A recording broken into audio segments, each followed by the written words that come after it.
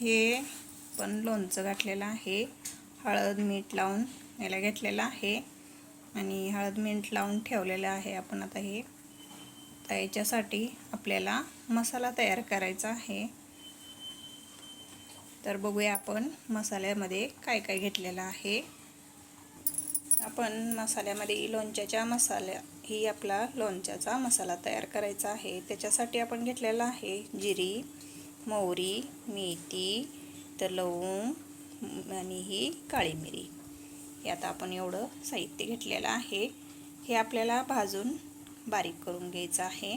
तर आपण आता हे भाजून घेऊया आधी. तर आपण हे पॅन ठेवलेलं आहे गरम व्हायला गॅसवरती.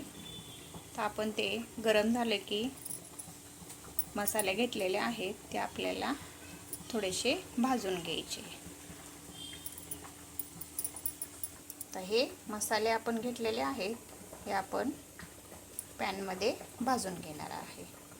तर हे पॅन आपलं गरम झालेलं आहे. त्याच्यामध्ये आपले मसाले गरम करून घेऊया. तर मसाले बघा आपण भाजायला टाकलेले आहेत. बघा आता ते तडतड करतायत. मस्त छान वास उठलाय. असे सुगंध मसाले भाजून घ्यायचे. सगळे एकत्र करून आपण भाजून घेतोय. गॅस आपण बारीक ठेवलेला आहे. त्याच्यावरती आपण हे मसाले भाजून घेतोय. जास्त फास्ट जर गॅस केला आपण तर मसाले करपतात. तर मसाले आपले करपू द्यायचे नाहीयेत. छान असे मस्त मंद गॅसवर भाजून घ्यायचे. बारीक गॅसवर भाजून घेतल्यामुळे छान असे मसाले खरपूस भाजतात. हे लोणच्याचा मसाला आपला ड्राय रोस्ट करून घ्यायचा आपण हे मसाला. कारण जर ओला जर मसाला असला तर तो गरम केल्यामुळे कडक होतो. त्याच्यासाठी आपण हे मसाला गरम करून घ्यायचा गॅसवरती. छान बघा आपला मसाला गरम झालेला आहे. वास मस्त येते. आपण गॅस बंद करून घेऊया नाहीतर मसाला आपला करपून जाईल. त्याच्यासाठी गॅस आपला बंद करायचा आहे. गॅस आपण बंद केला तरी पण हलवायचं, कारण हे पॅन गरम असतं त्याच्यामुळे मसाले करपू शकतात. त्याच्यामुळं असं थंड होतं थोडंसं हलवून घ्यायचं. मग आपण हे थंड झालं की मसाले मिक्सरला बारीक करून घ्यायचे.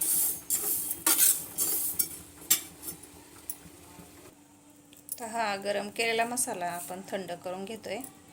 थंड झाला की आपल्याला बारीक करायचा आहे. हा थंड नाही झालेला ताटात काढून घेतलेला आहे थंड होण्यासाठी.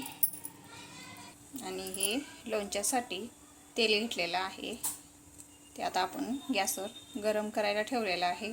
छान असं कडक तेल गरम करून घ्यायचं आणि थंड झाले की त्याच्यामध्ये मसाले मिक्स करून आपण मग लोणच्यामध्ये भरून घ्यायचं. त्याच्यासाठी आपण हे तेल गरम करून घेऊया. तेल आता आपण हे गरम व्हायला ठेवलं होतं ते आपलं आता तेल गरम झालेलं आहे. आपण आता गॅस बंद करून घेऊया. तर हे आपण लसूण घेतलेलं आहे सोलून. हे पण लोणच्यामध्ये घालण्यासाठी एक गड्डा लसूण सोलून घेतलेला आहे. त्याला आपण खलबत्त्यामध्ये कुटून घ्यायचं आहे. हे आपण लसूण खलबत्त्यामध्ये बारीक करून घेतलेला आहे. तर आपण मसाला भाजून जे घेतलेला होता तो आपण मिक्सरमध्ये बारीक करून घेतलेला आहे. असा मसाला सगळा आपण आता हे बारीक करून घेतलेला आहे मस्त छान असा. तर हे लोणच्यामध्ये आपल्याला घालायचं आहे.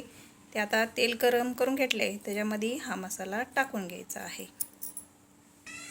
हे लोणचं आपण हळद मीठ लावून ठेवलेलं होतं त्याच्यामधून आता हे आपण घमेल्यामध्ये काढून घेतलेलं आहे. आणि त्याच्यामध्ये हे पाणी हळद मीठ लावलेलं हे पाणी आहे ते पण आपल्याला काढून घ्यायचं आहे. मग ह्याच्यात मसाला आपल्याला तेलात घालून हे गरम करून ह्याच्यावरती टाकून मिक्स करायचा आहे आपल्याला.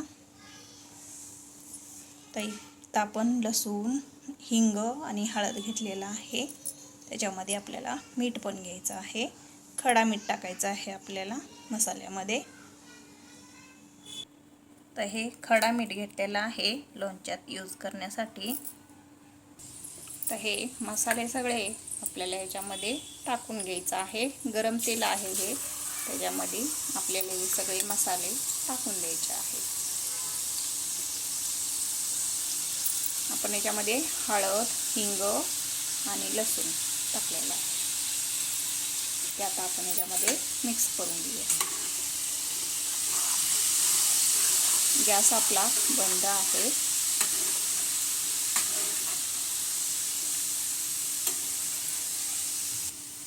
तर याच्यामध्ये टाकायचा आहे आपल्याला हे मसाला, आपण जे गरम करून घेतलेला होता तो मसाला टाकायचा आहे आणि असा छान असा मिक्स करून घ्यायचा आहे गरम तेलामध्ये.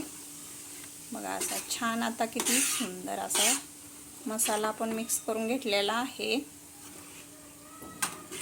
तर याच्यामध्ये आपल्याला टाकायचं आहे मीठ.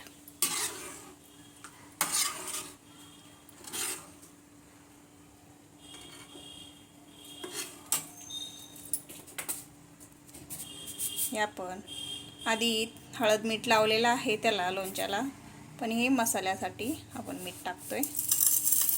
हे 2 चमचे मीठ आहे आणि हे आपण मोठं मीठ वापरलेलं आहे.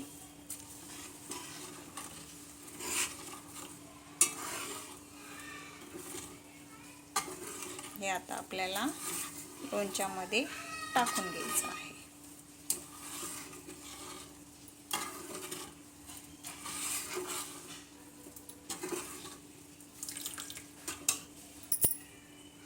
हे हळद मिठाचं पाणी होतं त्याच्यामध्ये, ते आपण काढून घेतलेलं आहे. तर जे मसाला आपण गरम करून घेतलेला आहे ते आपल्याला ह्या लोणच्यावरती टाकून घ्यायचं आहे.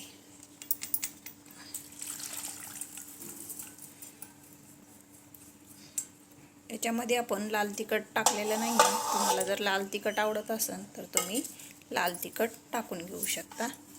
मी लाल तिखट टाकत नाही आहे, मला असंच आवडतं.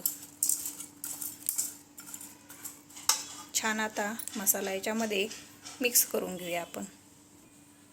छान असा मसाला मिक्स करून झालेला आहे.